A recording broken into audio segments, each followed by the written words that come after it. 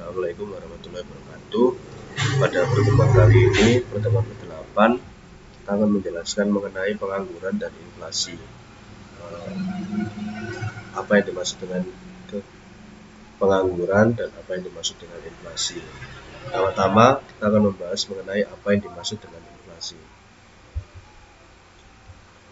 Inflasi dalam ilmu ekonomi adalah suatu proses meningkatnya harga-harga secara umum dan terus-menerus atau kontinu, berkaitan dengan mekanisme pasar yang dapat disebabkan oleh berbagai faktor, antara lain yang pertama yaitu konsumsi masyarakat yang meningkat, kemudian berlebihnya likuiditas di pasar yang memicu konsumsi atau bahkan spekulasi, sampai termasuk juga akibat adanya ketidaklancaran distribusi suatu barang.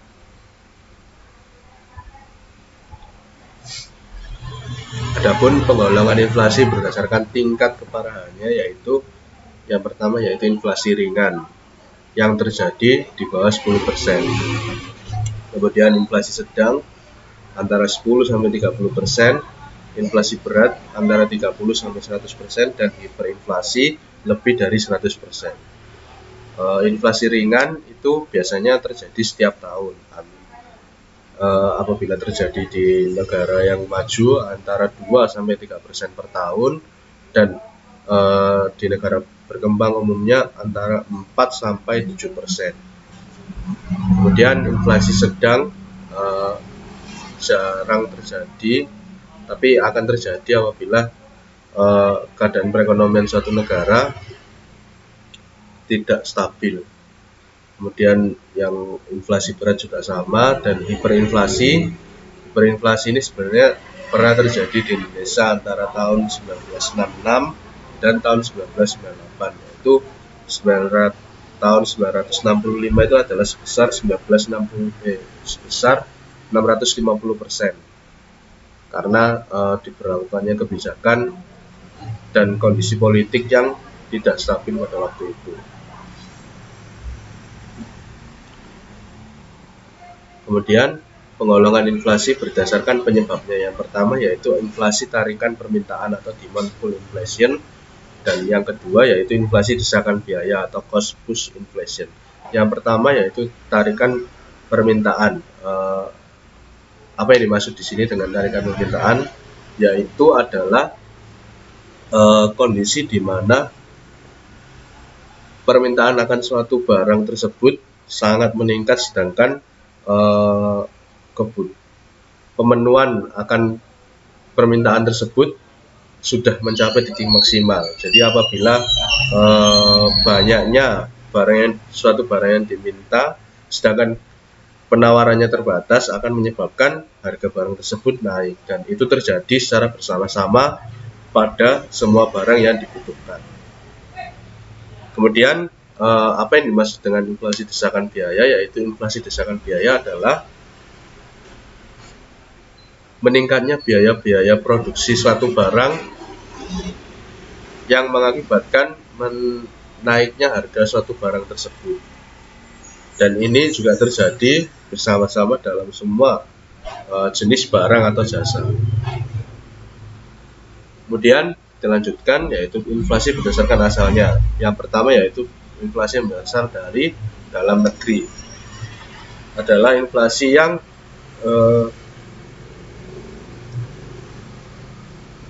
dimunculkan dari dalam negeri. Kemudian yang B yaitu inflasi yang berasal dari luar negeri, yaitu akibat dari perekonomian terbuka suatu negara, yang apabila di negara yang diajak bermitra ekonomi tersebut mengalami krisis atau inflasi, yang akhirnya akan berdampak pada negara yang diajak bekerjasama mitra dagang tersebut. Kemudian inflasi berdasarkan besarnya cakupan pengaruh terhadap harga, yaitu yang pertama close inflation dan yang kedua open inflation. Yang pertama yaitu close inflation adalah inflasi yang terjadi pada barang-barang tertentu, namun masih saling berkaitan. Misalkan pada awal-awal musim pandemi kita akan kesulitan mencari masker. Kalaupun ada masker, harganya akan sangat tinggi atau mahal. Kemudian open inflation yaitu inflasi terbuka, yaitu kenaikan semua barang yang ada di suatu negara. Adapun dampak-dampak inflasi, ya pertama yaitu kesejahteraan masyarakat menurun. Ya jelas tentu karena barang-barang, harga-harga barang semuanya naik. Kemudian nilai uang yang semakin menurun karena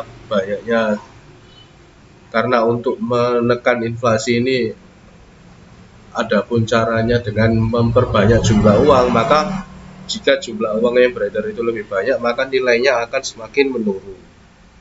Kemudian berkurangnya investasi. Pada saat terjadi inflasi yang tidak dapat dikendalikan, maka menunjukkan iklim investasi di suatu negara tersebut kurang baik. Akhirnya investasi yang seharusnya terjadi tidak akan terjadi akibat dari kegiatan adanya inflasi tersebut. Kemudian mendorong penaikan suku bunga. Ini adalah salah satu kebijakan dari pemerintah yang bisa dilakukan untuk meningkatkan kegiatan perekonomian. Kemudian mendorong penanaman modal yang bersifat spekulatif, yaitu orang-orang akan memberikan barang-barang atau membelanjakan atau menanam modal yang bersifat spekulatif seperti tanah, emas, atau hal-hal yang sifatnya tidak produktif. Maksudnya tidak produktif itu tidak bisa digunakan tidak bisa dimanfaatkan oleh orang banyak. Kemudian ketidakstabilan ekonomi, yaitu jelas tentu terjadi akibat kegiatan inflasi. Selanjutnya defisit neraca pembayaran dan meningkatnya kriminalitas. Jelas tentu akan meningkatnya kriminalitas karena kebutuhan hidup semakin meningkat dan biaya untuk memenuhi kebutuhan hidup tersebut akan berkurang. Jadi orang akan berbuat jahat untuk memenuhi kebutuhan hidupnya. Kemudian bagaimana peran bank sentral terhadap kegiatan inflasi ini? Bank sentral umumnya mengandalkan jumlah uang yang beredar atau tingkat suku bunga sebagai instrumen dalam mengendalikan harga. Pada saat ini pola inflation targeting atau target inflasi banyak diterapkan oleh bank sentral di seluruh dunia termasuk Bank Indonesia. Biasanya Bank Indonesia ini menargetkan inflasi di antara 5 sampai 6% per tahun. Selanjutnya kita akan membahas mengenai pengangguran. Secara definisi menurut Badan Pusat Statistik, mereka yang sedang mencari pekerjaan atau mereka yang mempersiapkan usaha atau mereka yang tidak mencari pekerjaan karena merasa tidak mungkin untuk mendapatkan pekerjaan tersebut. Sebelumnya dikategorikan sebagai bukan angkatan kerja dan mereka yang sudah punya pekerjaan tetapi belum mulai bekerja. Sebelumnya dikategorikan sebagai bekerja dan pada waktu yang bersamaan mereka tak bekerja atau jobless. Adapun jenis-jenis pengangguran, yang pertama yaitu berdasarkan jam kerja. Ada 3 jenis. Yang pertama yaitu pengangguran terbuka, setengah menganggur, dan pengangguran terselubung. Pengangguran terbuka ini adalah orang-orang yang memang kesulitan mencari pekerjaan atau tidak tersedianya lapangan pekerjaan akibat terlalu banyaknya persaingan. Kemudian setengah menganggur ini dikategorikan adalah orang yang bekerja kurang dari 35 jam per minggu dalam kegiatan bekerjanya. Itu dikategorikan setengah menganggur. Dan yang ketiga yaitu pengangguran terselubung. Ini bisa dijelaskan misalkan orang tua yang mempunyai anak dan anak tersebut tidak hanya bekerja membantu orang tuanya untuk menggarap lahan atau sawah. Yang sebetulnya lahan atau sawah tersebut bisa dikerjakan satu orang karena anaknya tidak mempunyai pekerjaan lain, dan ikut ke sawah. Akhirnya anak tersebut masuk dalam kategori pengangguran terselubung, meskipun dia sepertinya bekerja namun dikategorikan dalam pengangguran terselubung. Kemudian yang kedua yaitu berdasarkan faktor penyebabnya. Yang pertama yaitu pengangguran struktural. Pengangguran struktural ini adalah pengangguran yang diakibatkan perubahan struktural perekonomian suatu negara, yang awalnya misalkan suatu negara tersebut berfokus pada sektor pertanian dalam mengembangkan perekonomiannya. Kemudian seiring berjalannya waktu akan berubah kondisi negara tersebut, merubah kebijakannya menjadi negara yang fokus kepada industri. Akhirnya orang-orang yang ahli di bidang pertanian ini tadi, karena tidak mempunyai kemampuan di industri yang cukup baik, akhirnya dia tidak bisa masuk ke dalam sektor industri yang ada. Kemudian begitu juga selanjutnya, dari sektor industri beralih ke sektor IT. Orang-orang yang tidak bisa bekerja di sektor IT akibat dari kebijakan pemerintah tersebut akan menjadi pengangguran struktural. Kemudian pengangguran friksional yang kedua, yaitu pengangguran yang diakibatkan oleh tidak bertemunya antara pengguna atau user pekerja ini tadi dengan para pekerja yang menginginkan pekerjaan tersebut, diakibatkan oleh kondisi geografis.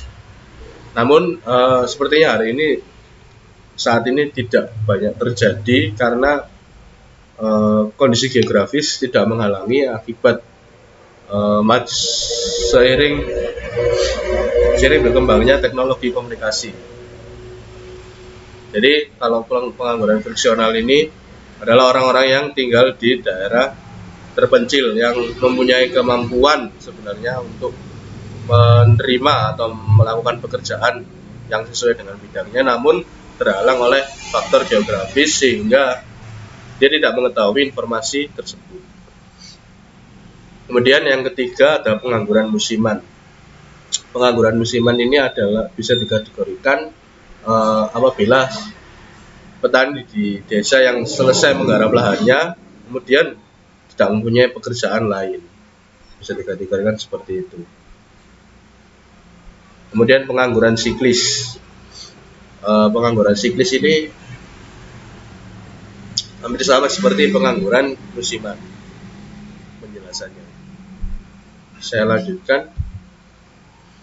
Bagaimana mengukur tingkat pengangguran? Yang pertama yaitu jumlah penganggur dibagi dengan jumlah angkatan kerja dikalikan dengan 100%, maka kita akan tahu tingkat pengangguran di suatu negara. Kemudian bagaimana mengukur tingkat angkatan kerja atau jumlah angkatan kerja,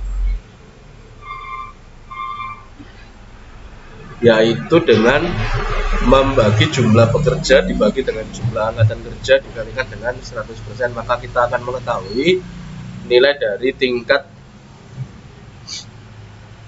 pengangguran dan angkatan kerja atau tingkat angkatan kerja yang ada. Kemudian dilanjutkan pada dampak pengangguran. Dampak pengangguran akan mengakibatkan kekacauan politik, keamanan, dan sosial. Kemudian menurunnya pendapatan per kapita suatu negara. Kemudian berkurangnya atau penurunan penerimaan pajak bagi suatu negara tersebut, dan beban psikologis serta beban psikis bagi para penganggur dan keluarganya.